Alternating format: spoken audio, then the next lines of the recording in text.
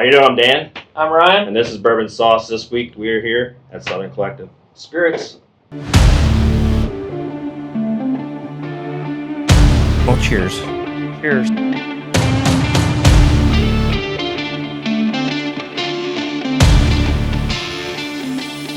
Also known as a Lady in the Bourbon on Instagram. I think it's Huckberry. No, so it actually, like, the real thing is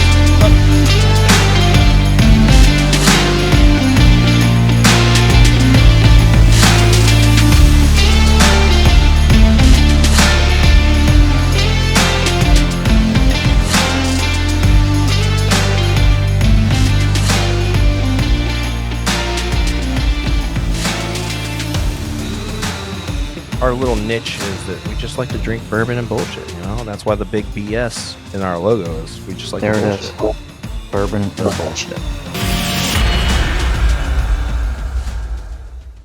And we've got Miss Tricia Justin with us. Thank you guys for joining us. Thank you for having Thanks for having us. So why don't you give us a little backstory, Justin, as to like how you got into this industry?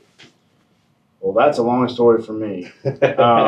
I started in the retail wine and spirits background back in 2011. One of my best friends, I was looking for another job, to be completely honest. I had a kid on the way and life happened and I needed another job. I was doing a personal training gig, another retail gig, and then, my best friend was like, hey, I've got an opening spot over here. Would you be willing to come learn wine and spirits? Sure. So that's how I got segued into it. And then without having to take too much time, I fell in love with the industry because I love to learn. So I learned how to taste through wine at the beginning. I always say that it was kind of my segue as back in my college days where I knew that I could tolerate whiskey. I was and if you want to edit this out, this is fine. But I was the Evan Williams guy. I love bottled and bond, and I love the black label because it was cheap, it was inexpensive. But I was the guy walking around with a little bottle in my back pocket during our fraternity parties and put it in a red Solo cup, and I like to sip it because I like the taste of it. I wasn't a big shot taker. Don't get me wrong. During my hoorah days, I took part in that, but it was more of tasting it, and I didn't have to drink a lot to have a good time. So that's kind of my little segue in my college days back when we got in 2011. My mentor at that retail wine and spirit shop, he prided himself on customer service. So we greeted everyone that came in the door, and we like to talk to folks and understand their profile. We didn't overwhelm them, but we steered them in the right direction, let them do their thing, and then if we saw them having certain, a little bit more than 15, 20 minutes. Hey, if you're in the Pinot Noir aisle, you're looking for some Willamette Valley, you're looking for a Burgundy style, you're looking for Russian River. I love figuring out people's palates and just understanding what they're looking for. And you gain trust. And once that happened, that all came in sync, which was fun for me. And that translated into the spirits world too. It all, like when I learned how to taste different varietals from wine, it came from different mash bills and different distillation techniques and barrel cooperages and all that stuff from whiskey when we started picking barrels. 2012 when I picked my first barrel with my owner at that time. And that's pretty awesome to me. I was just coming out of the back stock room and he was like, hey, got 4 barrel samples in the office, I need you to try them. Okay. And I did. I said, well, there's 2 barrels that we're picking today. Cool. And fast forward, I was the GM in 2013, leading up to 2015 when he sold the place. It became a new business, and I literally had two other people working with me. And I brought my best friend back, and we became known as one of the best single barrel pickers in the Middle Tennessee area between 2016 and 2017. And we just provide that customer service. Right. And just explaining and nerding out and understanding like, hey, we want to learn your profile. It doesn't matter what I like. We want to figure out what you like. Baskin Robbins got 31 flavors for a reason. Let's have fun with it. Right. I could like any of these barrels that we're going to try today. Nice. And be one of my favorites. Is it going to be your favorite? Maybe not. It doesn't matter. you're still having a little bit of an experience and having fun with it. Does that make sense? Mm-hmm. Absolutely. I think that's part of the big thing with the bourbon culture in general is just being able to have that time to get together, share whatever the spirit might be of the day, and just kind of talk about it, and then share what you thought about it with each other, and maybe something that you have that's sitting on a shelf that you can collaborate with, and like, hey, well, try this too because it's kind of similar, which is kind of a fun it's thing. fun. Like, you can tell me a brand, like, all right, so you like this mash bill. Let's talk about it. Try this. I've got something fun you should probably try that I'm not going to tell you what is in there. Yeah, Right. Just understanding your profile. But it's all about having fun. Whiskey is a culture. It brings people together. That's honestly how collectively we came together. And that's the whole concept of this. We help each other out. And that whole culture of just a conversation and how something can inspire someone to do something great. So that's Bourbon is, at least from my experience, bourbon is very family. Mhm. Very, like, bourbon is very much family. Brings you to the table. It's almost like that Sunday morning dinner kind of thing, or Sunday afternoon dinner. You all sit around, talk story, reminisce, all that good stuff. And then the more you have, the longer you're around, the more stuff comes out, the more you learn about each other. And then just experimenting with the different bourbons has been a rather fun journey, especially for me and Dan. oh yeah, it's all a journey. And I tell folks all the time, when it comes to this part of it, you got good people. You're going to express different palates and whatever that you bring to the table. Keep trying stuff. yeah, for sure. At the end of the day, like, that's what we pride ourselves on. When we get first started in this industry, we're a non-distilling producer, but at the same time, between the blending and the barrels that we pick, we're just out there to find good whiskey and good distillate to bring to the public and have a good educational experience and understand at the end of the day, you're going to learn a little bit more about yourself of what you taste. So there's no wrong answer. Yeah, 100%. because it's your opinion, It's it's your your opinion. flavor profile, it's your taste buds. So It's all subjective. Yeah. But if we can teach you the process of it, I think that's the most fun thing about me, because when it comes to Trish, myself, Michael, Tyler, Ryan, I mean, those are all our babies back there. We like them for different reasons. Right. But at the end of the day, we're trying to teach you guys and a little bit more about yourself. So that's But awesome. here's that crazy question, since you said they're all your babies, right? Because we, as parents, you don't have favorites, but they're all your babies, right?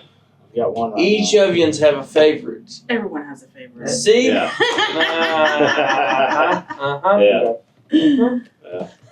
Well, Everyone has a favorite. Are you asking right now or in the past or when we first opened or through the entire year? Like See, now that's I a think- whole loaded question. See, for now me. it sounds like we're talking about kids, because Yeah, this one's my favorite today because it's Right. yeah, not been right. bad, but next week this one might be my favorite. It's always a mood thing, man. See? So, It is. Absolutely. So bourbon's like kids. In a way. bourbon or Yeah. whiskey in general. Like, because They all have predominantly, different like, attitudes, yeah, absolutely. Yes. Personalities, Yeah. for sure. right?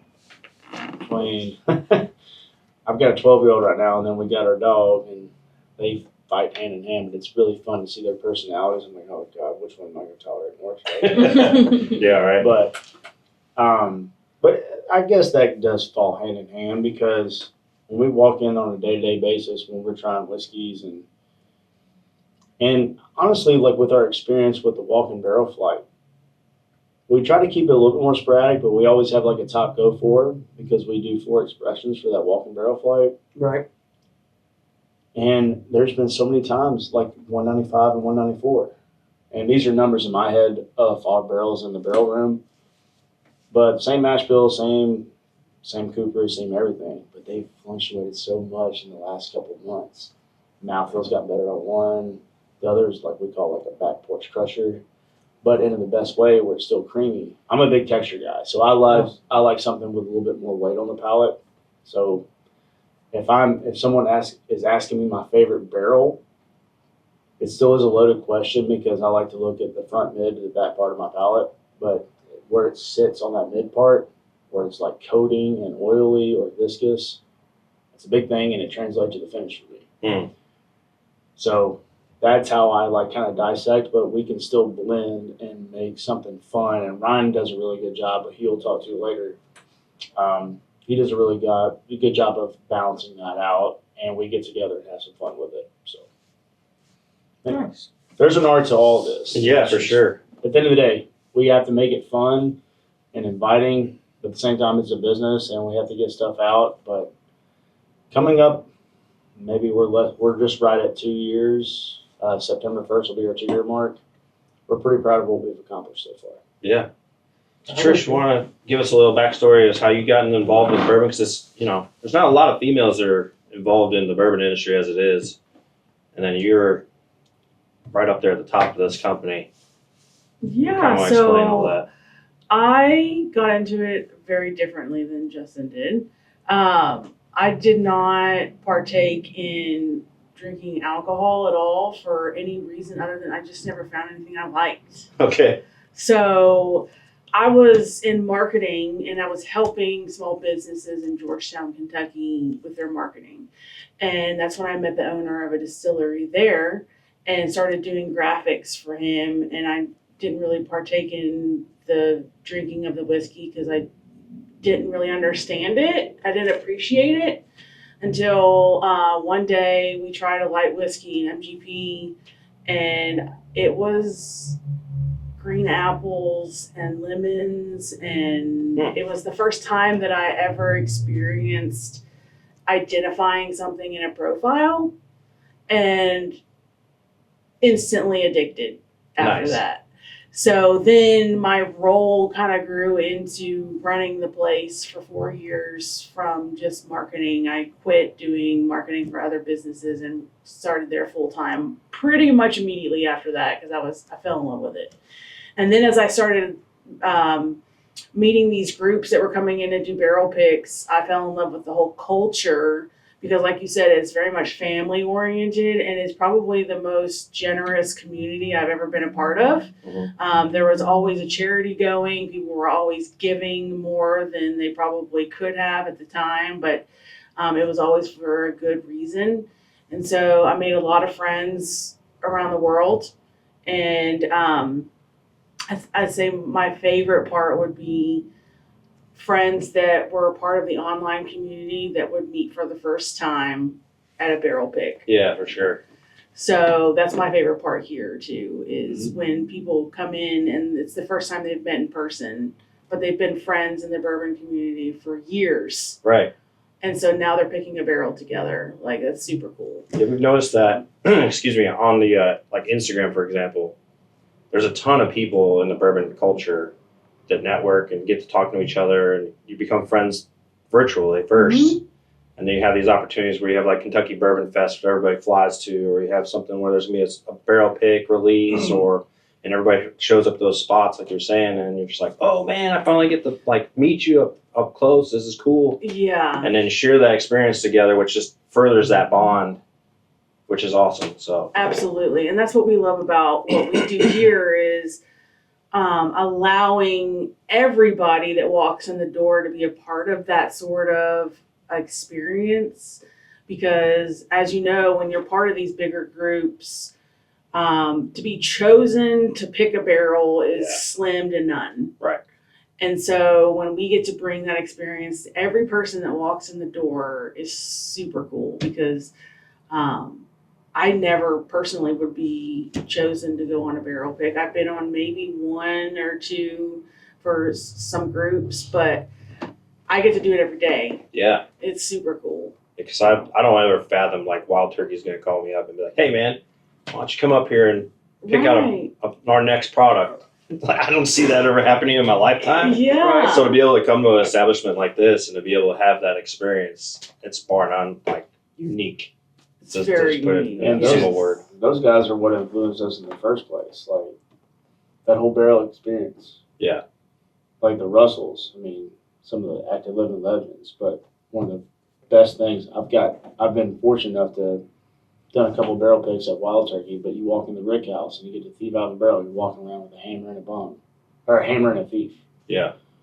And that's really fun. So that's this concept. We want to bring it to pretty much anybody that can walk through the door when we do that walking barrel flight. It's fun to give them that experience to actually thief out of the barrel for the first time. Yeah, I think that's what you guys do that's different than everyone else is you provide that unique service that everyone's on the bourbon trail, and they're stopping along all these different distilleries, and they might be stopping around the corner from you, and they just have to see like, what is this Southern Collective? Like, what's it about? And they stumble in here, and next thing you know, they're like, oh wow, like that's what they're about. Mhm. You know, kind of want to elaborate on that when we do some of these tastings. Okay. Because you provided us with some unique stuff from the back that we have no idea what it is. You got numbers on it, which obviously correlates to something in your brain. Mhm. But for those of us that are sitting here at the table, you probably know what those numbers do. Yeah, He does. I was gonna say I wasn't sure if that was something you keep to yourself, close to the vest, and Nah. you just. We have to be in sync. We know barrel numbers and what mash bills are in each one. Okay. You guys with the blind eye. I like going through a blind tasting because you take all the placebo out, and us being whiskey nerds, you actually taste the whiskey versus giving it any kind of presumption or pre-notion of what you're actually going to go through. So however we want to get into this, we can go. It's up to you. It's you're the driver on this one. We're just Oh, I'm the pastors. Yeah, you put whatever in the glasses, and Oh, well, we'll see what happens. All right. So let's do. I will say we do enjoy blind tasting each other. Oh yeah, for sure. The blinds that we've been finding out has been more fun for us because, like you were saying, it takes all that pre-notion out, and then you taste it, and you're like, wow, this is. You have an idea in your head. You're like, this could be like a Sazerac product, or this could be a Russell product, or or a Heaven Hill, or whatever your brain starts going to, and then you're totally floored when it's not. Oh yeah. And you're like, oh man. Oh, yeah. Well, it takes all the notion of what you should like out of the equation. Like, Absolutely. you've got those name brands, the Pappies and whatnot that Yeah. you're supposed to love and supposed to love more than others. But it takes all that out of the equation. Like you can truly find what you love with no influence whatsoever. Well, so like they had when we first started, we had tried different bourbons, and Dan had found this Woodford. What was that? What was it? The Woodford in the square bottle. Oh, the reserve stuff, the Masters. It was Masters.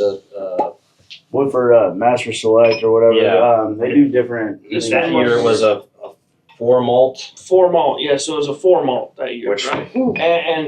And I didn't like it at all. Right? we both didn't like it at We both first. didn't It was like so it new in first our of all, journey. So, but it's well, then it was what, 6 months later? No, it was longer than that when we went back into it. So Yeah, it might have been 6 months. six plus months Yeah. later, we do a blind tasting for each other, Mm-hmm. right? And I forgot what I gave him, but I remember this one very vividly. Like I'm trying this thing, and I'm like I can taste the malt, and like I can taste the flavors, and I'm like, I like this. I'm enjoying this. And he's like, just the surprise on his face, right? I'm like, I'm enjoying this, but it was amazing that blind tasting showed both of us, and me especially, just how much you kind of have to dip your toe into the water of bourbon and whiskey and gradually get in the pool. Yes. Because going and jumping off the deep end, you're going to drown and probably never want to participate again. Yeah. Especially if somebody hits you with some of these others, like some Little Book or some Bookers or some other crazier one that's got a much larger profile. I've seen a lot of people just like, I don't like bourbon. It's like, well, that's because you've tried this, but Also, I think that there's a misconception on how it tastes too. Yeah. You look at something in our glass that we just poured. It's a very intimidating thing if you don't know what we've been doing for the last X amount of years. Right. Does that make sense? Because most folks think they have to look at that like, okay, all right. They'll shoot it back. You're getting pure ethanol. You're Right. not tasting anything. And I like to put it in perception of food. Like you walk in a fresh kitchen and it starts with aroma. We'll go through this process. We're nosing everything, rotating between each nostril. You want to breathe in through your nose and your mouth at the same time so you can cut down the ethanol so you're not getting all that fumes to your Right. brain. And when you're walking into a fresh kitchen, the same thing. You smell something cooking, you're not, but you're kind of like, ooh, can't wait to try this. right. But then there's also like a reset evaluation of if we're going to try different whiskeys, a reset notion of you're going to walk into a kitchen, try macaroni and cheese, and then go straight to ice cream. it's going to shock your palate. Oh, It's right. going to be very different. Right. So that's kind of the way I go about it. So when we teach people to come through and do a tasting, when we're doing the walk and barrel flight, and we get our crowds, we have to judge them. Some people are here to have a good time, and you try to talk, and they're like, to get over them. Uh-huh. And it is what it is, but it's fine. But for I would say 95% of the time, we have educational people that want to learn. Yeah. And I always gauge them like, do you know the difference between bourbon and other whiskey categories? Because whiskey is a broad term. Bourbon is a whiskey, but not all whiskey is a bourbon. We've heard that all before. Right. But going into that explanation aspect, and then understanding how to taste it is my favorite thing in the world. Tasting is the biggest thing. Yes. Getting past that little fear and barrier of, oh my God, this is straight whiskey, cool. There's a process to it. And if I can get you through that gap, it's fun. And people learn a lot more after that. I agree with that. I think other people are, like you said, they have that fear of what if I don't like it, you know? Yeah. And then they feel like they're going to insult you by like, oh, I don't like what you poured in my glass, especially if you're at somebody's house. And they're asking for, hey, I'll take a bourbon or whatever. Just, pour me anything. If they have no idea, and they're like, oh my God, you brought it to me straight, you know, because most people, they mix it or they put an ice cube in it or whatever to kind of. If we can teach you how to taste and eat and then start slowly adding the drops of water to it, you're making it to your own profile, but we're taking it at its purest form. Right. So that's the biggest gap, I guess, between that. But It's it's all about perspective. So you talked about people like not wanting to be rude or mean because you poured a glass right and they don't like it. I've noticed with people that are drinking bourbon and whiskey on a regular, like it's a thing for them. Like there's no hesitation. I don't like this. Yeah. Right? And It there's nothing wrong with he it just either. comes out there. I don't like this. Yeah, right. Or I like this. I don't like this. Blah blah blah. But it's interesting seeing the demeanor and the way people behave that aren't in this. They're just like it's very Very timid. Yeah. timid. Yes. But That's the word. It's so subjective, and I try to preach to everyone that I go on a tour with, do not be ashamed to say that you don't like it, or if you pick out a profile, or pick out a note, because at the end of the day, it's so subjective. It's all based upon experience that you've had throughout your life. You pick up a note off of whiskey or anything you're trying in the spirits world, at the end of the day, you're right. There's no right or wrong. Right. You see these guys all the day that can write paragraphs off the notes. Oh, yeah. I say a lot of it is fluff. I mean, we've got a lot of good guys here that can write a paragraph on nose, palate, finish, and everything. I just think it's just don't overthink it. Have fun with it and understand if you like it, if you don't. And then once you understand that factor, keep dissecting it and see what you figure out. Then you start writing notes. Because I think that's how some of our greats nowadays got into that whole atmosphere of it. Just feeling comfortable.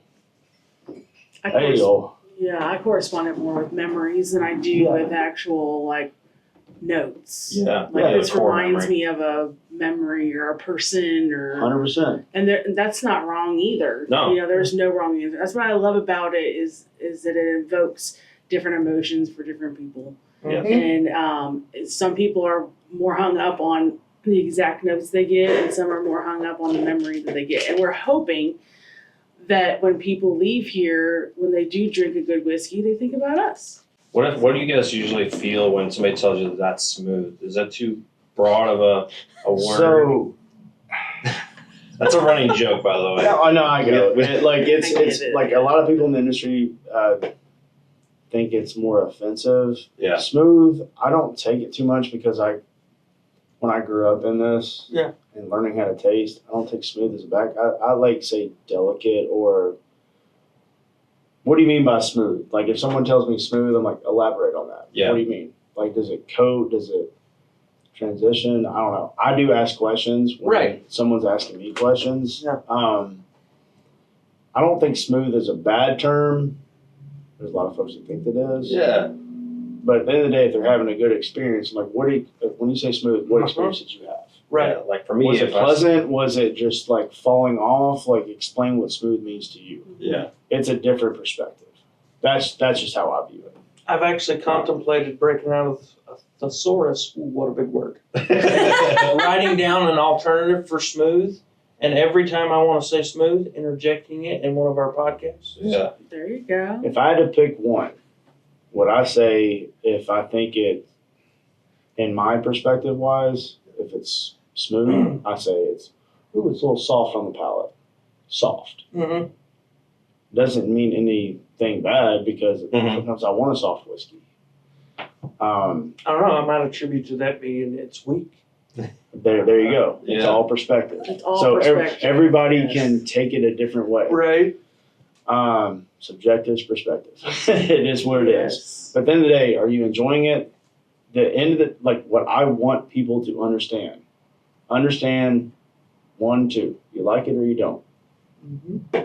Between that first and second sip. First sip is always a throwaway.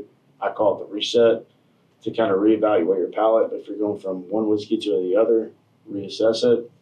But that second sip is the evaluation. Ooh, I do like this. Well then, if you do like it, keep going with it. What do you like about it? Keep assessing it. Mm-hmm. Have fun. I see the word smooth as an opportunity to teach. Okay. There you go. Ooh. Because Some that marketing skills right there, bro. See, I can't even compare here. That's that college education. I'm just here for the party, guys. Right? I'm just here. I did the redneck church. She cleaned it up for me. no, it's because I love it. because that's a go-to word for someone who doesn't understand how to explain what they're That's true. experiencing. Right. Okay. And like I don't see it as offensive at all. Like I'm just like, ooh, this person doesn't know what they're trying to say. So it's like Justin like asking them more questions. Like, well, Yeah. what do you mean by that? Like, are you getting? There's no burn. There's no Kentucky hug. There's, it's soft on the palate. Like, what do you mean by that? And then it's like a conversation. Yes. Yep. I do not take it offensively at all, That's personally. good. I never have. But it's just I just see it as an opportunity Yeah. to teach somebody, Yep. to educate them on, well, what do you mean by that, and why? Well, it's just funny because, like, in the community, some people do take offense, and they're like, they'll either judge you and think like, oh, this guy's a noob, and like he doesn't know what he's talking about. Don't listen to anything because he called it smooth. You know what I mean? But then at the end of the day, maybe I just say it to throw you off. Maybe it's just for me. It's I like to say it's an easy sipper. I never. Yeah. Like Yeah. Yeah.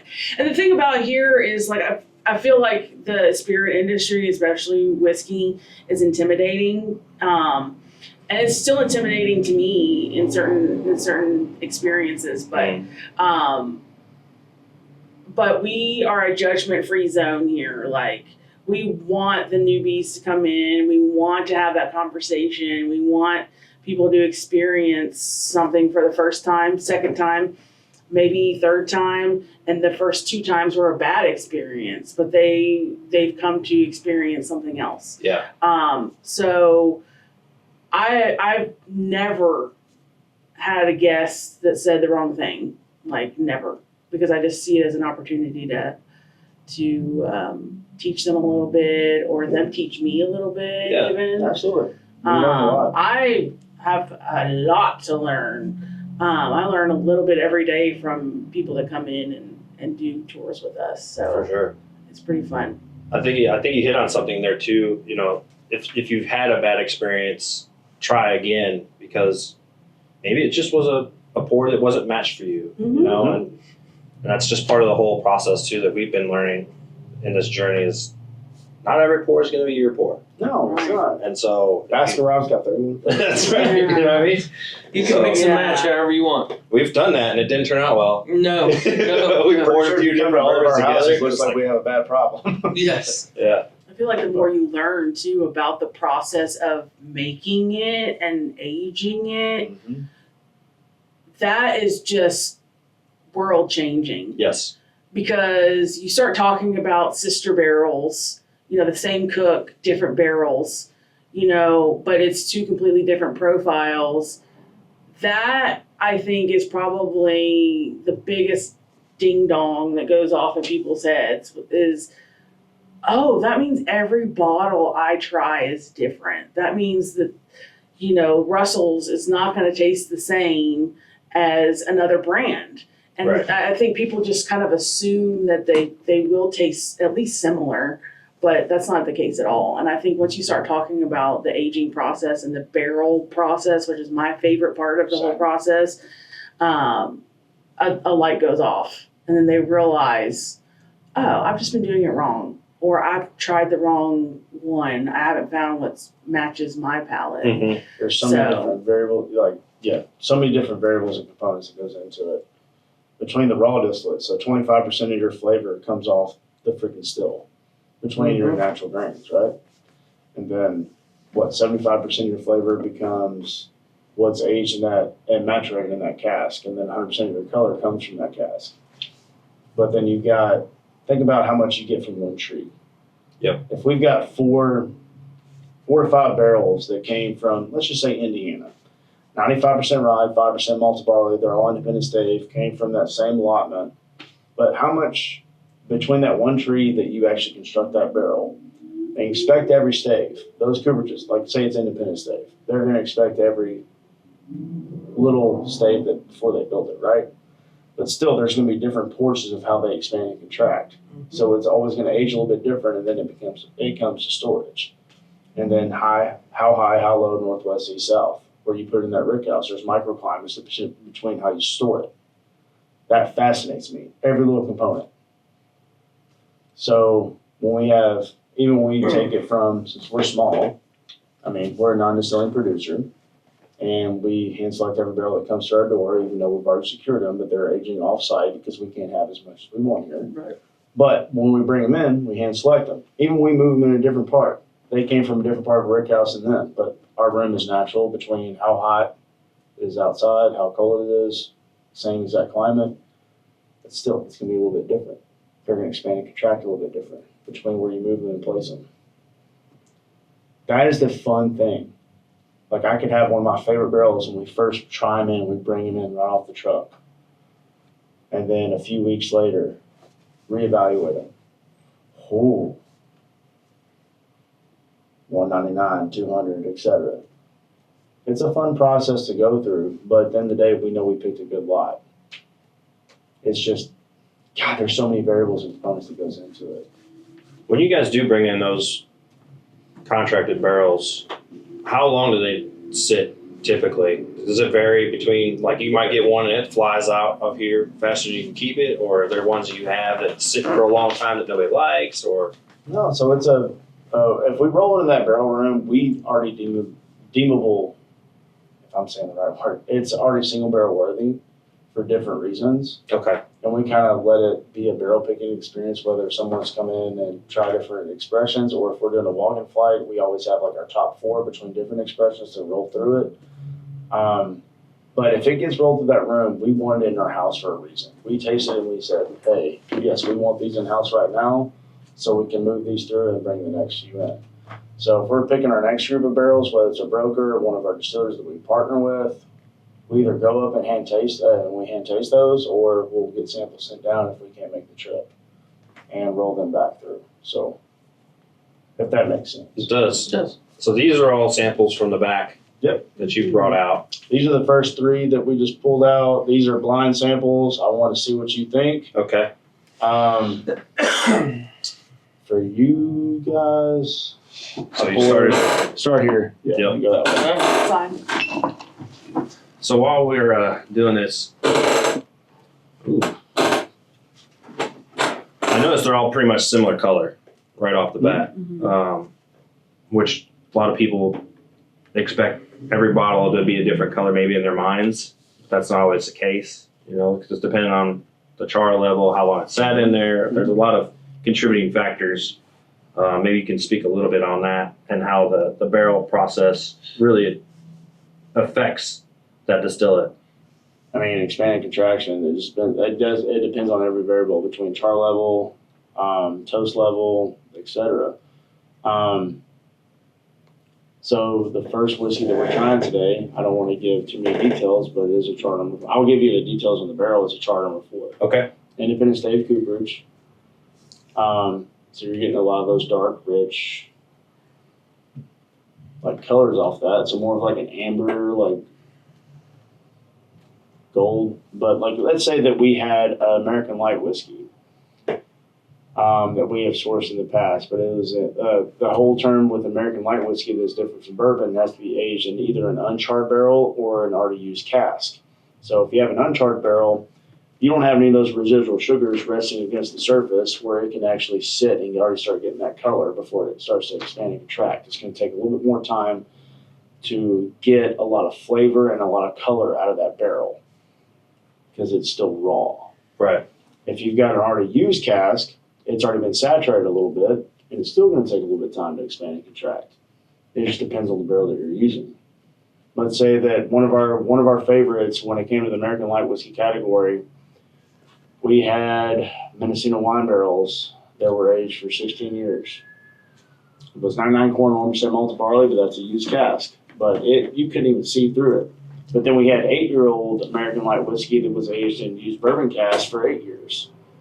And it maybe looked like, you could still see through it, but it looked like a medium, if you're familiar with like tequila, Yep. like reposado, where it's still kind of like at that hue of yellow, but it didn't look like it's been aged at all, hardly. But it still got color, but it didn't have time to kind of expand and contract and get more saturated in that whiskey. And that's just there's different variables and different rules between the whiskeys that you choose. Bourbon in general is the most regulated spirit in the world, as we know. And that char that it rests against that new charred American oak, it's already going to start getting color because it's already resting against that fresh char. Right. Before it even goes through the hot and cold between expanding and contraction. So I think that's a big thing when it comes to colorization. You can kind of tell off nose and understand profiles and different distinctions of which whiskey is which. So I'd love to be like, have a small camera that lives inside a barrel and can like film it over time and just kind of watch slow motion, like a time lapse. Oh my gosh. That would be like a really cool science nerd thing to be able to do. Like just have it living in that barrel with it and just kind of watch. So I gotta ask, why are we palming? okay, so I have my own nerdy term how I taste whiskey. So, all right. So bear with me. One of my really good friends when I first started tasting in this industry, when I started buying for my own store, especially when it came to spirits. You know how we knows, one nostril to each, create that synergy, opening your nasal passages and everything else like that. Well, for me, what is the most predominant thing that you want to do? If you got a fresh glass, I want it to coat the entire glass so I don't get anything else after, right? Yeah. So he taught me, put my hand over the glass, slightly tilt it, and I'm coating every area of liquid in that glass to make sure it just coats it. At the same time, the heat of my hand is trapping all the natural aromas. So you're going to get a more dominant nose. By the time you take your hand away, swirl it, and give it another, you get just a little bit more aroma out of it. Tell me if you didn't get that experience. I think it definitely brings everything Yeah, it up. brings everything up. for me. It was So a it's trapping small- your heat, and it was taught to him by somebody. And I just saw him doing it. I was like, what are you doing, dude? He goes, just bear with me. This is what I'm doing. I was like, all right, well, ever since then, if you see me with a whiskey glass or I'm walking with a tour, the first time I put something in my glass, that's the main thing. I'm just coating the glass without it spilling out of my hand. But I'm also trapping the heat and getting more natural aroma. So once I take it away, when it starts to kind of cloud up, Well, if your hand's got something funky on it. my hands are always clean. It's always got whiskey or barrel char on it, so it shouldn't be too bad. You get a cross taint contamination going on. Yes. Okay, too many questions. Too many questions. Anyway, I do it all the time. Like it's more of a muscle memory thing. So I've even gotten guys to do it here. Yeah. I don't mean to. It was just more of my nerdy aspect. And I get some nuttiness with that one. For me, I get like a dark chocolate cherry bomb. But that's just how I perceive it for I me. get some nuttiness, a little bit of chocolatiness. Definitely some spice in there. Mm-hmm. okay.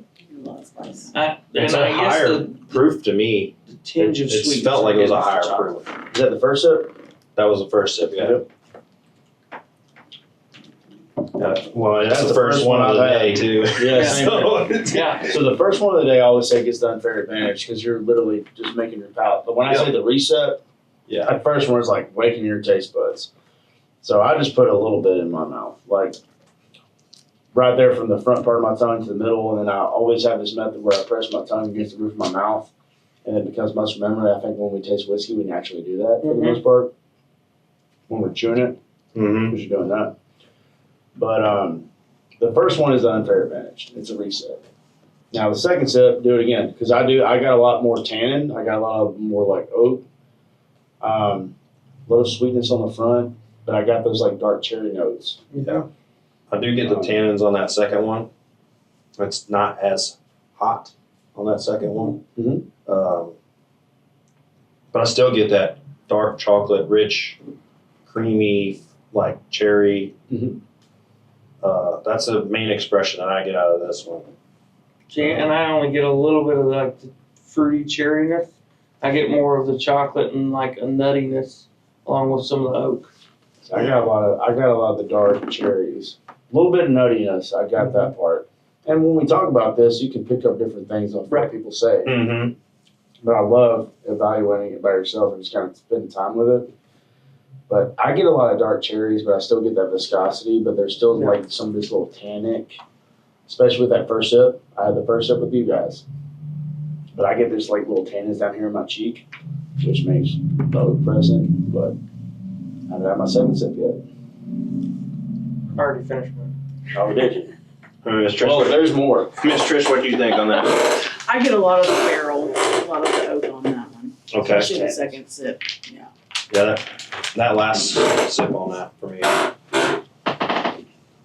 Still, man, that cherry, sharp, dark cherry is the most predominant thing for me.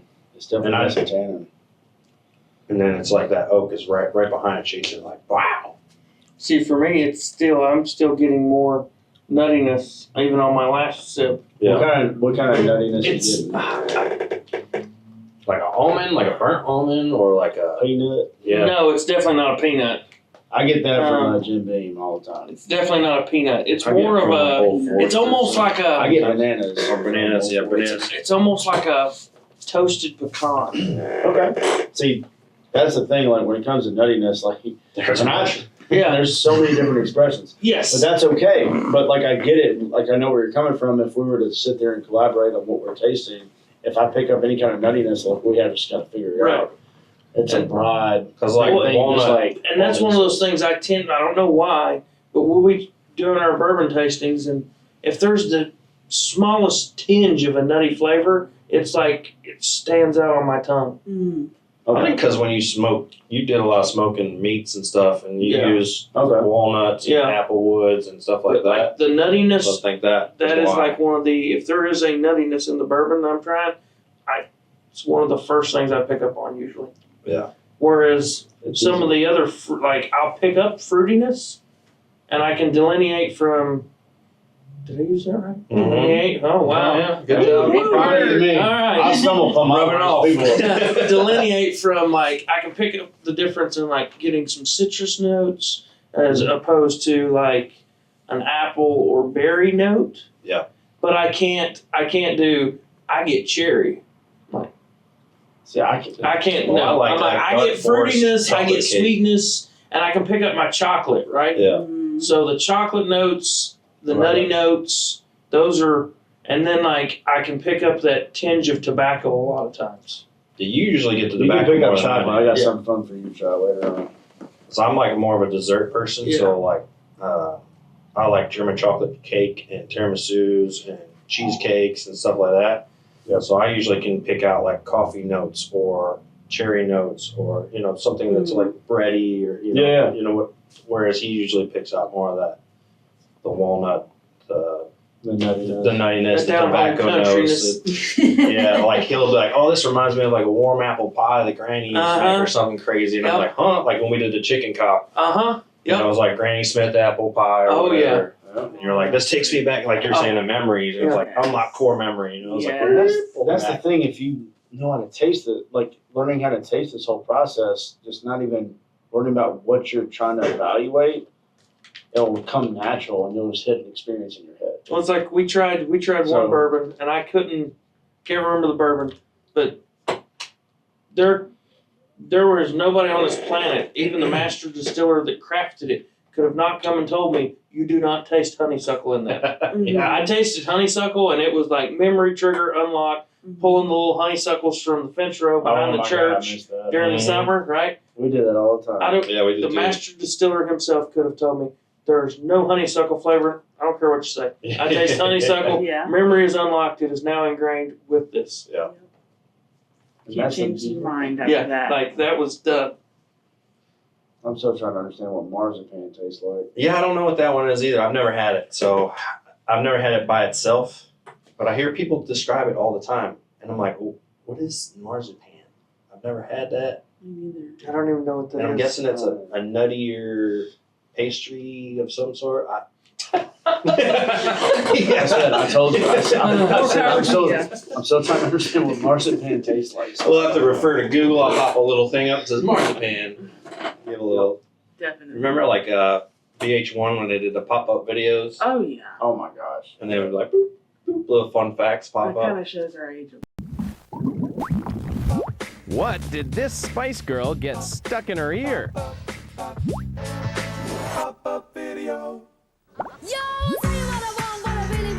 I mean, I got grays to prove that I've lived and I've experienced life. I'm an 86 baby. I'm okay.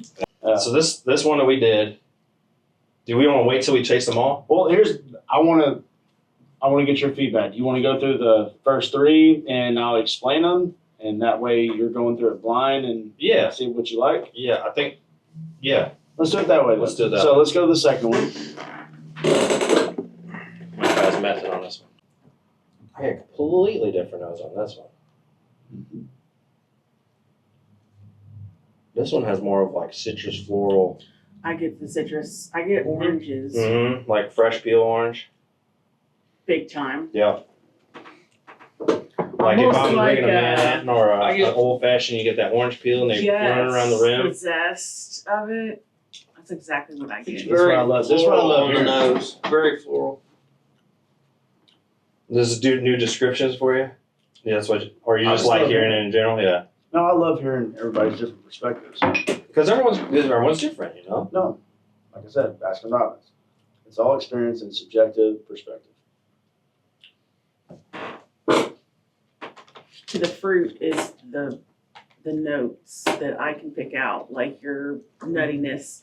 I can see and taste the fruit in things a lot easier than other things. That one feels a little This one's got a different a mouthfeel. little richer, a little creamier than the first one. Okay. Not like. Oh, actually, yeah, it's still kind of there. My tongue's I think slightly there's something tingling weird on the just side a of my little. tongue on this one. At the end of the day, treat this as like a blind barrel experience. Mhm. What's going to be your favorite out of 1, 2, and 3? Or what do you like about 1, 2, and 3 in general? This one's a little more complex, I think, than that first one. Okay. There's definitely something different going on in my mouthfeel than I did on that first one. I agree with that. Feels a little. Just kind of there still. This has a little more Yeah, it's viscosity. heavy, It's got a little weight. Mm-hmm. thicker. Love it. So I'm a big advocate on mouthfeel and texture. I mean, when it comes to, from what I'm noticing, like when it comes to bourbons, I enjoy Marzipan. a little bit. I'm going to figure out what the hell that is. A little bit thicker mouthfeel. Like when it goes down just like water, it's like it's Oh, that's there and gone before I actually get to enjoy it. That's like a leather note. That's what it is. It's like a fresh, raw, rawhide leather. I love chewing on a shoe. Like if you were chewing on a shoelace that was made out of leather. Not that I would know that, but I do. I It get it. tastes like the smell of it. Ah, you were a dog in a past life. Probably. Chewed one too many shoes. Or rawhide. Olfactory, but olfactory is pretty much, it translates to your palate but you just can't get texture off your nose. I straight up get oranges and orange peel, like hardcore. I'm Or a big, something. I will say this, I'm a big fan of that barrel. So, what are you getting on this one? There's something Well, literally where's the- sitting on the where's the center of my fault to tongue that I the- can't tell what it is.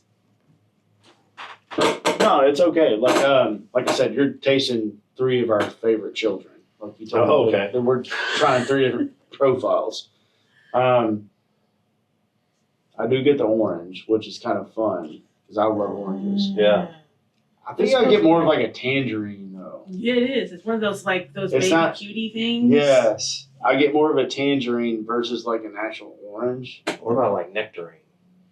More of a nectarine. Now we're gonna dissect this. So this Yeah. is literally like one of that dating show you were talking Yeah, about. I- He's brought out his 3 daughters. You're blindly going out with This each is the of them dating to see show, which and one you're you're behind gonna that pick. thing. You know, All right. You're asking the Viscosity 3. though. I love the texture on the mid palate. Mhm. So how it weighs on the palate, that's a big thing for me. Like I said, I'm gonna go very simple on this. I know if I like something or if I don't. But if I have texture and I have a good complexity, I think it just kind of like overall balances. But I do get the orange tangerine. I still get this like creamy like butterscotch like right there on the back end. Mm-hmm. Which is kind of crazy because the sweetness Interesting. comes from the tongue, or the front. There's See- no earthiness. I get something similar to like a Werther's original. A I candy didn't get bar. that at all. No, the I don't get a candy no, bar. not a candy bar. The The little, the Werther's candy. Lozenge. like yours are. Yeah, similar to yours, but it's the Werther's. It's like a buttery scotch caramel kind of combo. It reminds me a lot of like a little bit of some of those like national distillers like over here guys. Mhm. A little bit. But like I said, if I know that I like a profile as far as like tasting it, and if it's got texture to it and it translates to my finish, sometimes I get lost in what I want to tell you what it tastes like because it's so subjective. I don't like giving tasting notes too much. Unless we all collaborate at the end and be like, all right, let's have a conversation. So the orange I picked up off that very quickly. But I still get like a little bit more of that creamy vanilla. That's what I was gonna like frosting. It's almost like a cupcake. Mm-hmm. I would call it like a vanilla cupcake, if that makes sense. Yeah, I was getting But the finish. I get more of like a burnt caramel vanilla on that after it sits for a bit. See, that's where I'm getting Like, that take a sip of Werther's water. hard toffee, more or less. Yeah. and then if you put it all together like an orange creamsicle, Mm-hmm. it's kind of fun, but it's not quite an orange creamsicle. Can't degrade the whole Oh, Flintstone push pop. I could see that if you get that wood piece at the end and you put that. Mm-hmm. I could see that. It's like a creamy push pop. But Mm. See, anyway, mouthfeel on this one though, this is what's interesting. So there's some that you'll drink and it will like instantly your palate's just like, I need water. This one, it's like it's making me salivate. So like I'm producing more, so I'm not drying out. Yeah. It's almost like I want more of it. So it's like, no, it's texture. Yeah. Like it's Mhm. almost watering, but it makes Yeah. you want to invite you back in for Yes. another sip. I feel like that one's a little older than the first one. Age statement. We will find out at the end, sir. But that's just, I'm thinking because it just feels. And let me go into saying this. Age is maybe it's like number a mindset. buttercream on the back end I can see that. There you with that vanilla Yeah, icing and the, we interviewed 10th Mountain, and their stuff is quote unquote young. And so Brian I'm not rinsing that out. was quick to let everyone know, like, don't let age fool you, because young whiskey can still be good whiskey. It just depends, like we were talking, the process of how it's handled and that maturation process, what they actually, the cooperage they use and where it's at in a rick house, the climate. There's so many factors. Yep. That something in 2 years could taste as good as something that was 10 years. There's It's something that 4 years, I mean, there's a certain, and she knows exactly what I'm talking about, but there's a certain distillate that we found that no one else really even looked at. Yeah. And we're gonna bring some more of that back in, Is that one from North Carolina? maybe. Yeah. I'm telling you, man, like it's one of those things, finding good whiskey all around. That's why we're not married to one source. With our backgrounds and resources and just relationships and just keeping whiskey alive. If I had to put this all in perspective, we're all trying to keep whiskey alive and bring it all to the greater good and have fun with it. And just bring it to the surface. There's so much good out there. There's a lot. And we found that, oh my gosh, dude. It's endless. One of my too. favorites. But we've got a lot of good things coming as well, and that's still going to be here as well. But I mean, sorry, I can't. You don't want to I get divulge. tongue-tied. How did you guys come up with the name of the company as it is? Is there a story behind that? Well, we were all sitting around a table, kind of just talking about our dreams, and we're very intentional about using the word collective Mm-hmm. because we wanted it to be about education, about a collective group of people bringing good juice to other people and them being a part of our collective. So we're big on education here. We love other brands. We love educating people on other brands as well as our own. And that's why we intentionally use that word. And of course, Southern, because we're all, a bunch of Southern rednecks, but Redneck is a good term. it's a It very is. good term. It's I'm a endearing. hillbilly, so it's okay. My neck is always red. You turn red when you start drinking. Yeah, and then usually after the first 2 drinks, it goes I away. get Yeah. red when I get Nashville. Mhm. I sunburn really easily. Mm-hmm. Got that But blonde hair and that fair skin. That fair skin. Yeah. I'll do it. I'm here for it. Yeah. Well, that's good that you guys like that collective mindset, Yeah. that it's just, it takes a group of people to make something work 9 times out of 10. Absolutely. So having that collective mindset. At the end of the day, the way I look at it, it was a bunch of good people that had great ideas, and we collectively came together and came out with this journey, and it's a lot of fun. Yeah. And very fortunate that we have the team that we have. I'm very envious of you guys because you get to do this on a regular, and you get to enjoy this on a regular, and you get to experiment on a regular. It's not all sunshines and rainbows. And yeah, I'm sure there's It's a lot of ebbs hard and work. flows. Yeah. Ebbs and a lot of flows, hard but work. A lot of long days. the fact that you're not married to just one distillate Right. gives you that flexibility to just branch out and be like, let's try this one. See what happens. That comes from I love finding whiskeys when I was in the retail world. And then I could talk to my customers that trusted me. It's a trust factor. Mm-hmm. And once you learn people's profiles, like, all right, I know you like this type of spirit. Mm. I got something fun for you to try. Come on back. Won't even tell me what it is. Next thing you know, I bring a bottle out and I'm explaining what just happened. So finding good distillates, what we do. Not married to one source. We're all trying to collectively keep whiskey alive and keep it together. Right. And there's so much out there to be had. There's so much good. Yeah, I love that. Let's try it and have fun. I agree. So That's the fun part of your job is that you get to surprise people after you get to understand what, like you said, okay, I have an idea. Let's try you on this and then see how that works. And then if it does, then you get that little bit of joy and satisfaction knowing like, I got it. Like I got it figured out.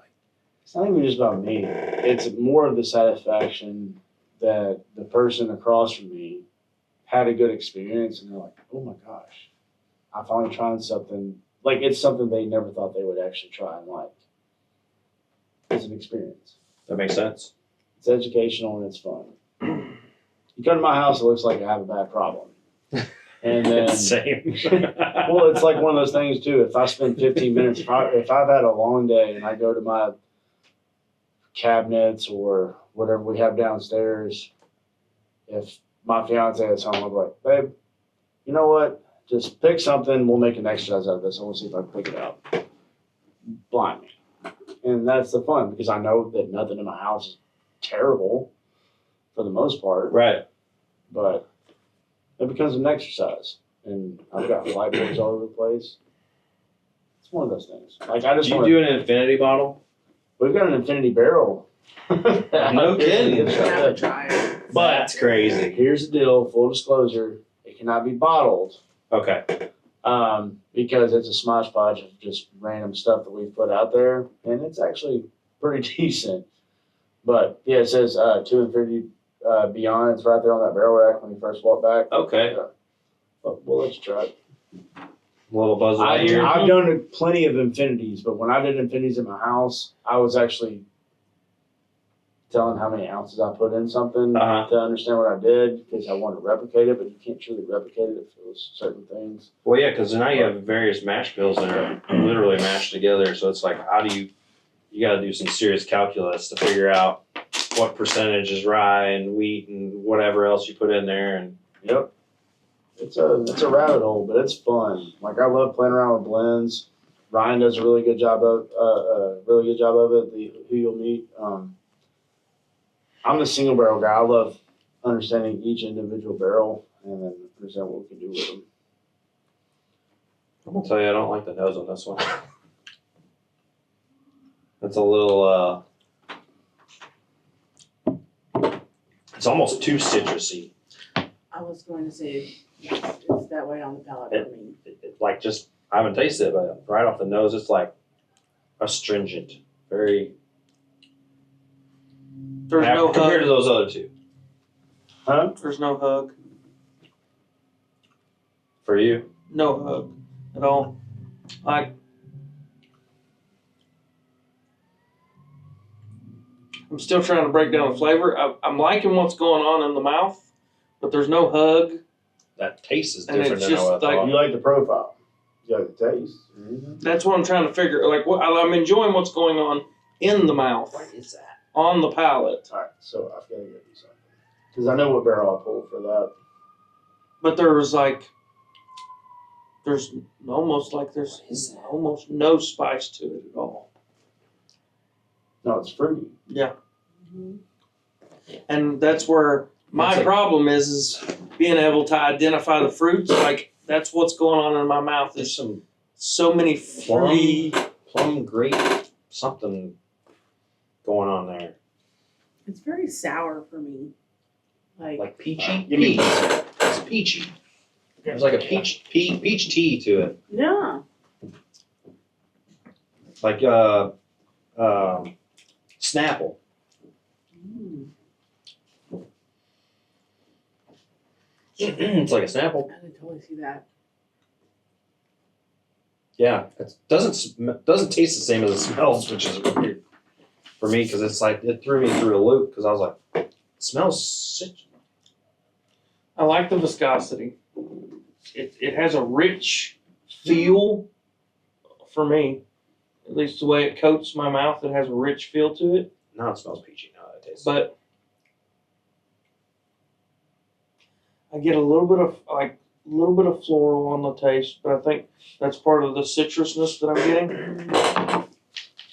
But there's something else in there, and that's where I lose it. I get a little There's- honey. There's Like the a- fruitiness that I lose it on the fruitiness because I cannot dissect those fruits. I get like a peach honey. Like if you Like apple, that's an easy one. That stands out It's to me, very right? easy one, yeah. But when you get mixing berries or you mix oranges and tangerines and nectarines, I'm going to tell you it's an orange. yeah. It's an orange, Oh yeah, it's right? Because I'm a not going to. hibiscus. Yeah, Like, yeah, right? This is a California tangerine from the southern region I'm of sure Fred California. Minnick could probably dissect Right? it and figure it out, but me no. I don't know. I'm just barely above layman terms. Like, it's warm, but sitting back here, right? It's warm. I don't get a lot of that. And I'm not saying spice. I'm saying it's warm, Mhm. right? There is no hug. It's all still just here, which I'm not mad at, but Okay, I see that. yeah. It hangs around a little Yeah, bit. that's what I'm saying. It just hangs, and I'm not mad at it, but it's just So I concluded that I have to get a peach honey. I'll make sure I try this. Anybody want important in their glass or pass it around? Well, I don't care. We can pass around. Everybody's getting AIDS. You're all welcome. Sip, sip, pass. Sip, sip, pass.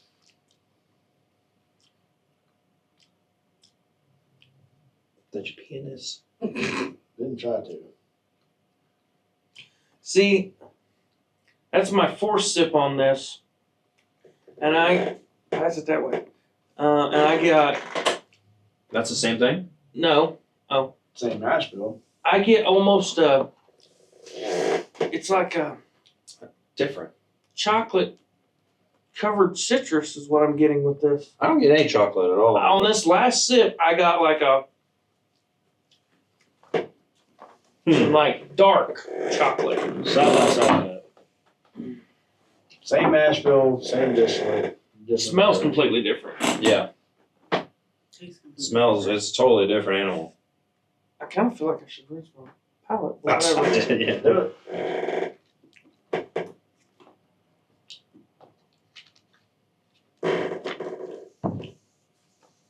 Have the extra creaky chair. I like that one better. I did too. I like that one better. I'm trying not to move. Yeah, right. It's like Yeah. So that one's more richer on my palate, but that one's a little bit lighter, but it's got more of those fruit notes. A lot more. this one has a more florally. I need to clean my palate for that one. But because this one, it's smells not. like a bush. It's so fruity, right? I don't. So, and that's what's confusing is I get fruity notes, right, and like a tinge of chocolate. It's almost like a chocolate covered orange in a way, but the chocolate's not super in your face. This is There's different. more orange citrus coming out in that one. That But one's like then you Uncle got that- Nearest almost. Warmth. No, it's not. No. Don't you ever compare that sound. I love throwing out random ones and people are like, don't you ever. See, for me, that's got like different layers of complexity to it. All right, now I'm gonna try But it. fruity. $1.99 is like fruity. Yeah, it's And interesting. That's the fun thing about this particular type of distillate. I can't explain it yet. I was about to go in. Dadgummit. Why can't you just? I think you can now. No, We've here. tried them all. No, hold up. Yeah, we'll Use try my them all. glass. But I really want y'all to side by side Ooh. these. Wait a I still minute. got a little. I did side by side mine. No, I'm fresh side by side. After Alright. cleansing my palate and re-engaging, And they're from they're the same distillate, different barrels. All right, so because I'm not a I know huge where big I'm fan of the citrus, so I'm leaning more that one. You like the florally one more. No, the one that he just brought. The That's- previous one's the citrusy. This Yeah, one's that the one. that's Yeah, yeah. This one's $1.99. Yep. Yeah, after cleansing my palate and actually trying that, we're all squeaking. Yeah, at this point now. That we're just all- means you need a can of WD-40. Got plenty of that back here. We started, yeah. Got plenty of that back there. It probably wouldn't have helped. Oh, maybe. We're gonna have fun with that. We're gonna have like a creaking, synchronous thing. Hey.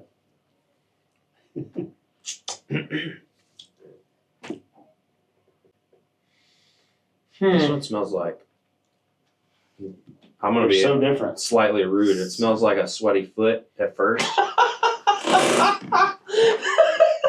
I'm just saying at first. You're about to be that Scotch guy that tells me that it's a freaking sticky Band-Aid. That I can't. And I hate that. I hate that terminology. I'm like, first of all, I know what a Band-Aid smells like, but don't tell me it tastes like. Yeah, right. I mean, I can understand that. Wait a minute. Bandage. How do you like know a, what a- like a bloody bandage tastes? Like you get that How do you know what it tastes like? that iron. How do you I'm know gonna what it bend my hat and put my head down. Y'all. All right. So So, is what this- did y'all think about the Yeah. two? Right I didn't like the last one. I mean, if you have a Bluetooth, the one that I brought. Oh, I like that better than Yeah. $1.99. yeah, $1.99 kind of. The only thing is, I do like the flavor on $1.99 because it's Okay. like a peach tea, honey Okay. mix in that. Right for me. now, I'm torn between $1.94 and the one you just brought in. So, do you want me to reveal like the first three blinds and that extra that I brought out for that side by side? Yeah, why not? Yeah, before we get into those. Okay. So, first barrel that we tried, barrel 186. That is a wheat bourbon coming out of Owensboro, Kentucky.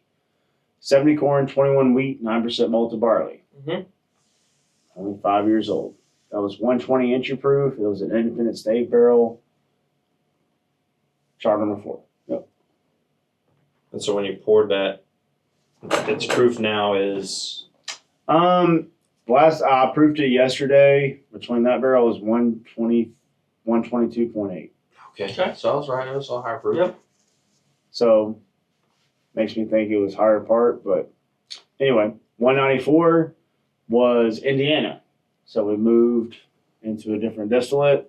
75 corn, 21 rye, 4% malted barley. Mhm. Chart number 4 cask, Space Side Cooperage. Mm-hmm. Okay. Creamy, Yep. fun. Yeah. That's probably one of my favorite MGP girls that we've got back there. I'm I'm guessing that's Penelope one. No, no. but it is an MGP product. It's MGP. It wasn't Penelope's brand though.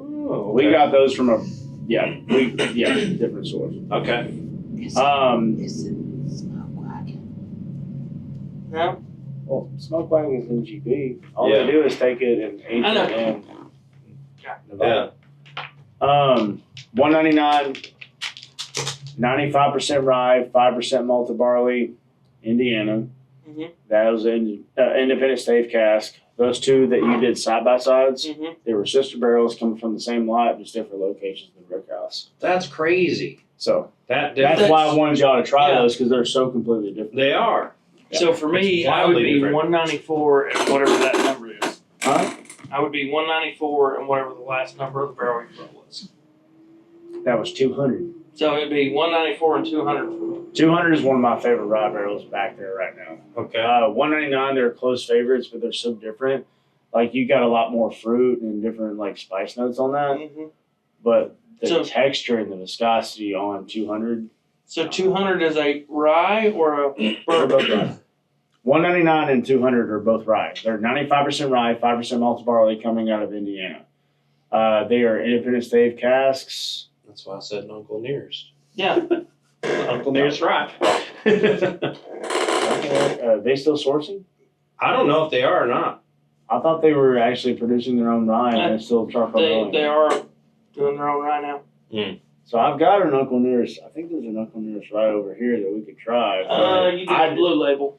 Yep. See, the thing is, when it comes to Uncle Nearest, I respect what they do, but when it comes to that last part of the charcoal filtration, See, sugar maple, I can taste it. Doesn't even come close. I don't like charcoal finished on like certain things because they do too much. It's like Oh, like Jack Daniels? Jack Daniels for me, I've never been a fan. Like, because all I taste is charcoal. I can understand. Yeah. I respect Jack Daniels. I think the best thing they ever came out with was their barrel proof. Mm-hmm. Because I've been a part of barrel picking experiences where, oh Yeah. my God, they were really good. And I love their rye. But as a whole, it's not a go-to of mine to go grab off the shelf for me, respectively. So, But I love the story. The first time I ever went to Jack Daniels, I had the best experience in understanding where that came about. But Baskin Robbins. So, 194 Rise for one of me the best is things the ever. one that I like. Oh, well, I like the first one because it had those chocolate cherry notes. I really love the chocolate, dark chocolate cherry notes. For me is like a favorite note that I like the most. But then that second one, shit, no, I'd have to taste it again. so you're between 186 and 194. Yeah, those first I'm at two, 194 and 200. which is funny because that's all rye on that. Yeah. That last one, But basically. it's not, as we were talking earlier out there, it's a rye. But not a rye that you would be like, ugh. Like it's not super spicy. you didn't like rye. 199, but those are the two exact fill dates from the same Correct. rye, but different locations. Correct. So a different barrel from the same freaking tree. Like, Yep. that's the thing. Like, I love that aspect of single barrels. Sometimes the apple does fall far from the tree. Well, yeah, some ryes will shock you, like he was telling us in the back, you know?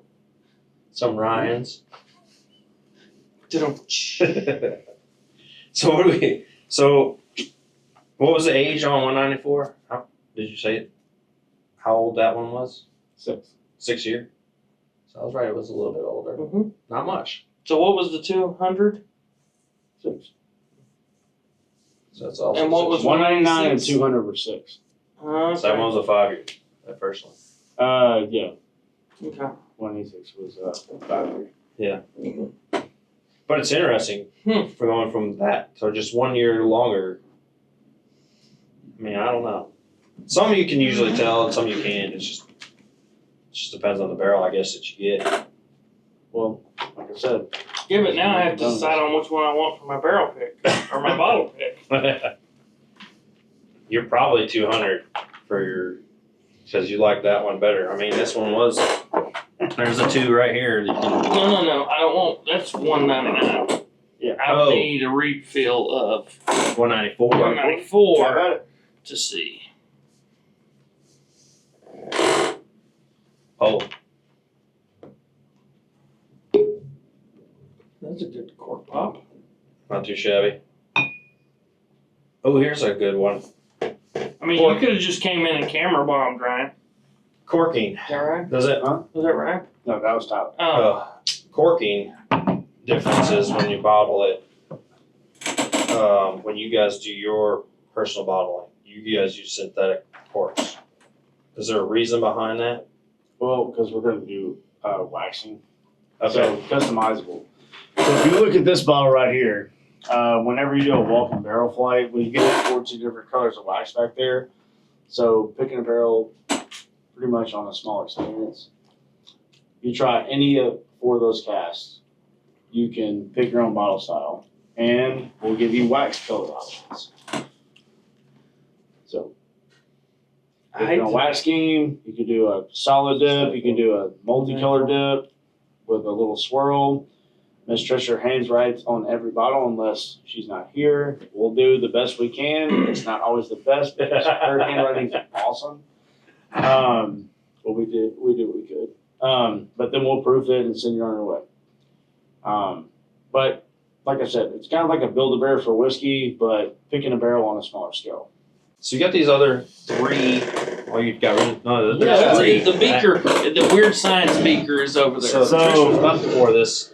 We brought a couple different finishing aspects. I'm excited for this one. So depending on how we want to go in order, Because we talked about this one. so everything we've tried has been traditionally in their first new Chartered American oak container, and sometimes we work with different casks where we transfer and do a finishing aspect. So we've got a honey finish, we've got a rum finish, and the one in the beaker is one of our currently maturating maple finishes. Oh. So if I had to pick to go in order from, let's start with Walk the Plank because it kind of fits the season.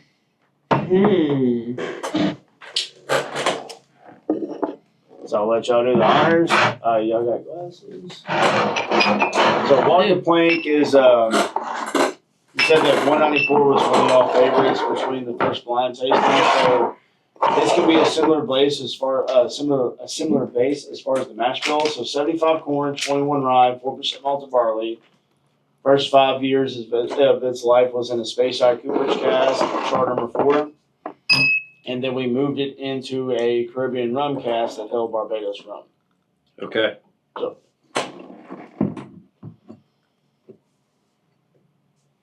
Are you not pouring too? I mean, I will. You like twist your arm. I'm just saying.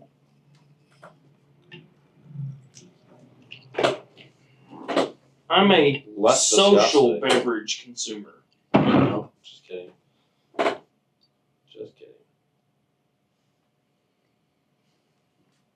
So you said this was 194 but finished in Barbados? Not the same barrel, but the Similar. same mash bill. 75 corn, 21 rye, 4% malted barley. Indiana distillate. 5 years in New Chart American Oak. It was a Space Side Cooperage. And we moved it over into a cask that held Caribbean. Ooh.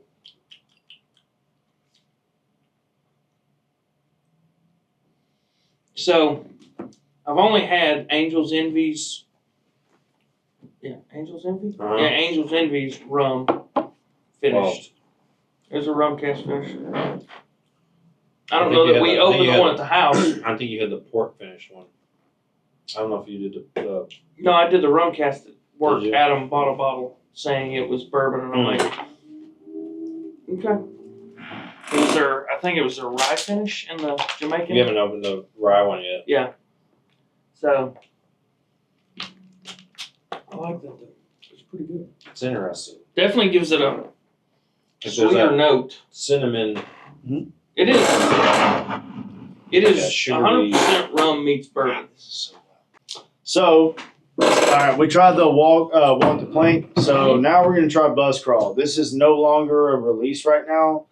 It's one of our first honey finishes we did for the public here at the distillery. So this is a rye whiskey. This was 95% rye, 5% malted barley, finished in a honey cask for 3 months. Okay. So, rye.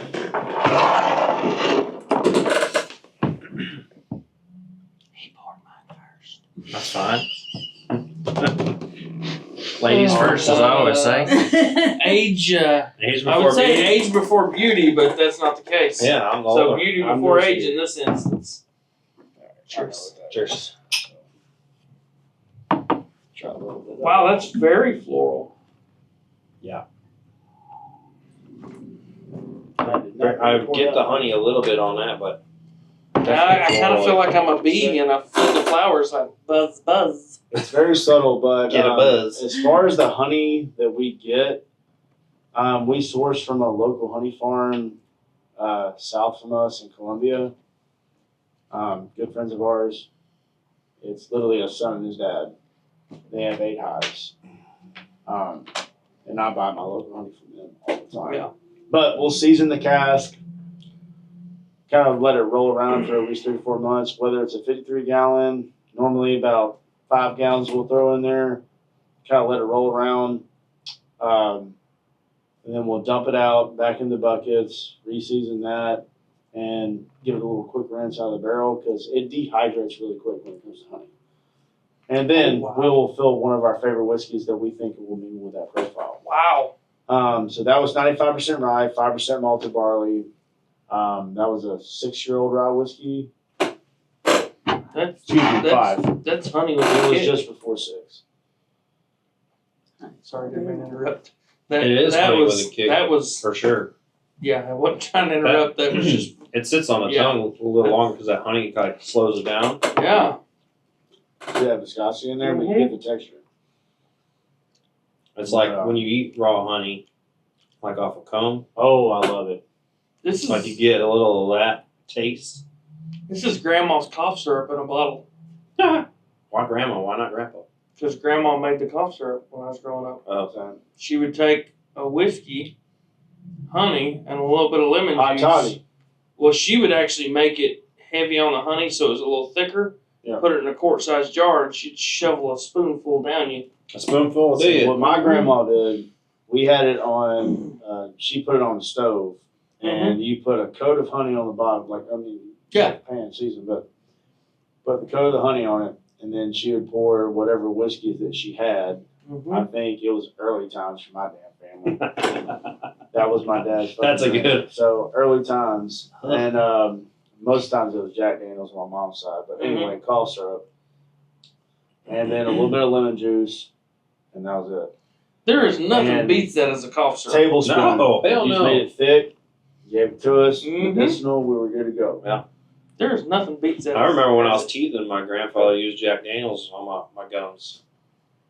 Like, oh, you'll be fine. Just My rub dad, some- my dad, and my mom rubbed whiskey on my gums all the time when we were teething. So that might be. I mean, blame them for my. I told Callie, I was like, once we have girls, we're gonna do the same thing. Yeah, As long as I like this better than Walk the we Plank, have to be our honest. distillery, that's gonna be self-medicated for mhm, our gums. I'm shocked. works. It's tried and true. Rye. I do. The buzz crawl I like better than the walk the plank. And with it being a higher But rye, I- I think well, that, I mean, I that know- honey mellows it out. No, I do like that one. I like that Walk the Plank. It's a good rum finish on it. But I just think that buzz crawl is a step above. And even though I don't like rise, that I think, like I was saying, it kind of mellows out that rye note. Yeah. So it makes it more palatable, easier to sip on, easier to. It's sweet and spicy. I feel It's like one of those things where you have that counterbalance. that rye gives a nice hug going down, but I Mhm. think part of that too is the The honey viscosity slowing of it the down. honey. Yep. But That I- gives you a good that's a good Kentucky one. hug on that one for sure. All right. Right. What is this Concoction. weird science? That's the maple one. All right, the last guy.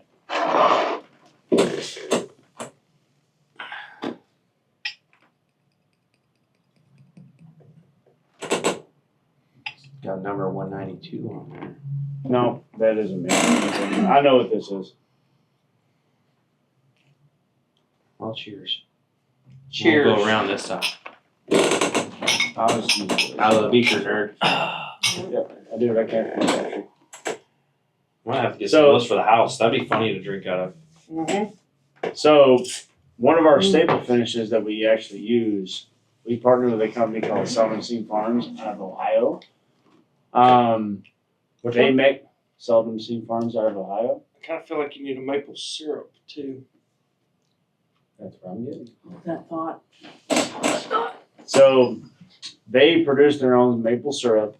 They buy used whiskey barrels throughout the country and macerate their own maple syrup for at least 3 to 4 months. Mm-hmm. Whenever they get done with those, we partner with them and they ask us, hey, we got some freshly done barrels. Do you need them for any reason? We like to do finishing projects. So they'll dump them. And most of the time,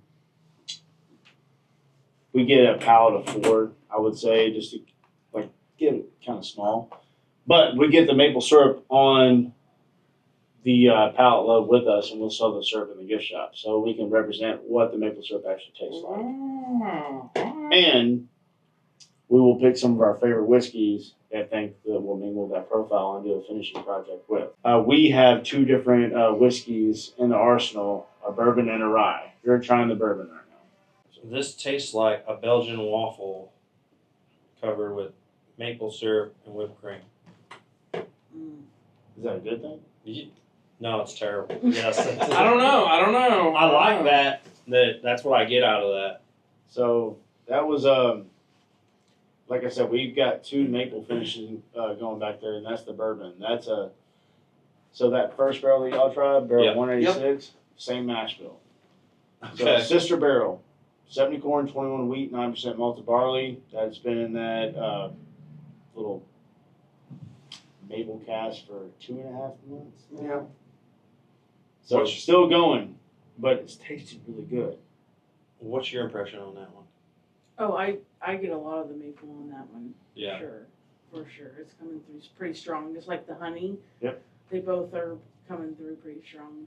Now you get a maple bourbon that tastes like buttermilk from scratch made waffles with maple syrup, and I'll buy it by the cases. Well, here's the thing. So it's only been there for 2.5 months, and we like saying that kind of got in the heart of between spring and summer.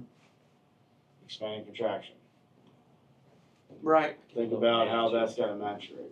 Oh, I get it. I would like to get it more, but if we keep that on the Barrel Experience Tour, we have labels, so if they want to try something Right. like that, they can still customize their own bottle. But if we're going to release it, something that we believe in, let it go a little bit longer. So when we get Right. these colder months where it's still doing a lot of that, expand, because we've got a little, where it's stored right there in that little corner, Yeah. it's going to contract right sooner when it gets colder. Like, I can't wait. I want to It's add going to be mine. fun. We got about like 2 or 3 more months Mm-hmm. till we get the heart of fall. So, I want to add. There's like a banana finish on that one. which one? Maple. The maple Alright. one. That's the last part of that Belgian waffle maple syrup. There's like slices of bananas that are on there, Mm-hmm. and you get a little of that, and you eat it. And as you just finish, that maple gets passed, and all of a sudden you're like, oh, there's some. Oh, all right, there's some banana in there. Yep. There's just a little hint of that. Hint. because Right. I pick up bananas so quick on, we were talking about this the other day, how quick I can pick up on banana. And it's one of my favorite things. I love banana pudding. I love banana Oh, nut brother. pudding. I love Banana all pudding that. is so good. Like, it's one of my favorite flavors in the world. Do some philanthropy work where we work with like nonprofit organizations and stuff like that that deal with suicide awareness and veterans and all that, because that's our wheelhouse. You know, Yeah. I'm a veteran. He's active duty. He's about to be a veteran, and so Thank y'all. no, I appreciate that. But it's just, Brothers Keepers is another one that we like to back, and then Check a Vet is the other one that we back. So. Okay. 10% of our proceeds, like people buy stuff, our merchandise and stuff like that, goes to that. So we try to give it back to the community as much as we can. It's not a lot, but Every bit helps. every bit helps. So, 100%. is that something you guys are involved in philanthropy at all? You guys have like nonprofits that you guys pair up with? Is that something you guys get to speak with? or- Absolutely. We do a lot of charity work. Yeah. What are you guys working with right now? Do you have anything that works or? We've done veterans, we've done first responders. We're working with a group right now that does human trafficking, saves people from human trafficking worldwide. We have raised money for a canine officer vest for Mount Juliet's Nice. new Spike's Canine. Spike's Canine Fund. That one is very dear to my heart because of the doggy aspect. Oh, yeah. So pretty much like it's a charity that helps build bulletproof vests for dogs. Oh, that's cool. Because they get killed in the line of duty when they're the first ones Mhm. going in that. But one of our co-owners, Shane, put that connection up, and we're the first ones that we raised money for Spice Canine. They did a barrel pick, and we're going to put a customized vest on one of the canines here in Metro, Cool. which is cool as hell for me. That is Um, very cool. I think that's awesome because these vests are not, I mean, it's self-funded. The government does not pay for them. It's Yeah. more of a charity aspect of it. And it's almost like $2,500 to even put a vest on a dog. Yeah, So, that's Very well worth excited it for about sure. that. That's exciting. Yeah. That's good stuff. That's things that I think is underlying to a lot of businesses out there is that philanthropy part. Giving back to the community in some way or shape or form that's not really spoken about. But it's kind of like, again, when it comes to the bourbon community, there's always that little aspect of, like Ron said, family. Yeah. And there's that giving part that you have to give back a little bit, and then you receive it back sometimes in many ways that you never expected it to come back. But Exactly. I think it's important, So it's great that you guys are doing that. and like I said, it's a culture, and I've met some of my best friends in the last 10 years of being in this industry. Yeah. Revolved around this one spirit and just this community. Upcoming projects. Do you guys have any upcoming projects or events that you guys are on the horizon that you can share that could be public knowledge, or is that a lot of it kind of kept close to the vest until it actually happens? What do you mean by projects? Like finishing or like events? Any special event, any special release coming up? Well, I will say this: if you're in the Nashville area, Southern Whiskey Society is going to be on August 10th here coming up in the next 2 weeks. That's a really cool whiskey event. It's going to be held down in Franklin at the factory. Some of the best like food, like as far as chefs, whiskey suppliers, and all that. We're going to be a part of it. Come down. It's a cultural event like we all talk about. I can't express enough how it brings people together. What are It's the fun. dates? August 10th. August 10th? Okay. So I think there's, you have the website, southernwhiskeysociety.com. Tiny Irwin is pretty much the head coordinator of that. We cannot wait to be a part of this again. We were a part of it last year and such a big success. And he's doing some really good things to bring culinary and whiskey pairings and stuff like that together. That sounds awesome, actually. That does. That sounds really So, cool. yeah, there's a VIP hour, and then you got your traditional general admission, but I would get on and check that website out. There's a QR code on the front when you walk out, where you can scan and get all the information, so. We're That's a fun celebrating event. our our 2-year anniversary, 1st of September. September So I'm 1st. sure we'll be doing something for that. I have an idea for that, but stay Yeah. tuned. We'll have Put that some on. fun releases. We'll probably have an event of some sort. So Things that you want to get out to potential consumers, customers that aren't otherwise displayed out there on your social media profiles or anything like that. Is there anything that you want to advocate for or kind of prepare people for when they show up? Things that they should mentally prepare for when they walk into this place, or anything along those lines? just to keep an open mind about whiskey, about everything. Yeah, just have a good time. Like at the end of the day, when you walk in through our doors, we want to educate you and not make it overwhelming, but we're here to have a good time. At the end of the day, this is supposed to be fun, not overwhelming. It's fun. Once the fun is taken out, then you lose interest. Keep an open mind, like Miss Tricia said. Tasting this, the part of getting this into your glass and looking at it is probably the hardest part of the battle. It's very intimidating. But once we teach you how to taste, you're going to have a good time with it. So, I like that. Well, we appreciate you guys having us here. This has been an awesome time learning Cheers. more about you guys and Southern Collective Spirit. you. For those of you curious, we'll put all the links down below so they can find you. thank you. Thank you. And then if you're not drinking bourbon, you probably should be. Until next time, get sauced. Cheers. Cheers. Oh, cheers.